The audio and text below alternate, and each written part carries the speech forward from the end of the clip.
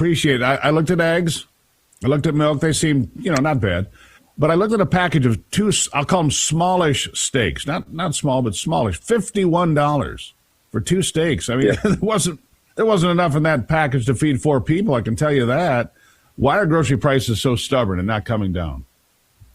Well, so, Steve, great question. When we talk about beef, we have seen in the last couple of years, we've seen the retail prices of beef have really gone up. And it all comes back to our national cow herd is at the lowest level it's been since 1950. We've had the lowest supply of beef since then. And so, when you talk about supply and demand and our basic economic principles, that has led to the increase in beef prices. And it's going to take at least 4 years for us in America to get that production built back up as we begin to raise heifers and make more mama cows.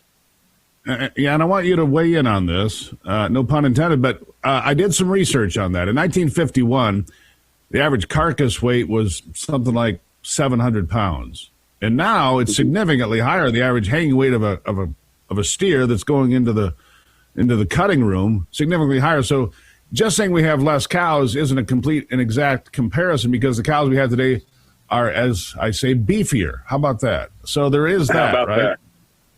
that? You've got that, Steve. You've also, I think, as American, we've in the last few years and last decade, we've also found the value of protein and how important protein is to the diet. And I think we've seen the American diet begin to change, begin to look for more whole foods. As a former dairy farmer, one of the big things that we pushed was the importance of getting fat back in the diet. I think for too many years, we had a war on fat, when in reality, fat is an important part of our brain development, youth development, and our saturated animal fats.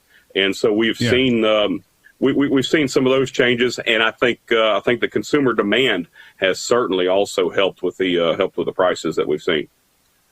Fat is not the problem.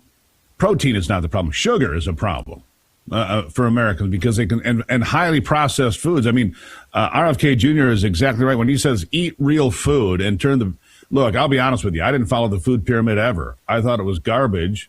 And I've always eaten a lot of protein, always eaten a lot of fresh vegetables. We deer hunt. We have a garden. I got a friend. We bought a quarter beef here just a couple of weeks ago from a guy that I know who's raising the cow, and I know how it's treated, and it's fabulous. That's something else you can do.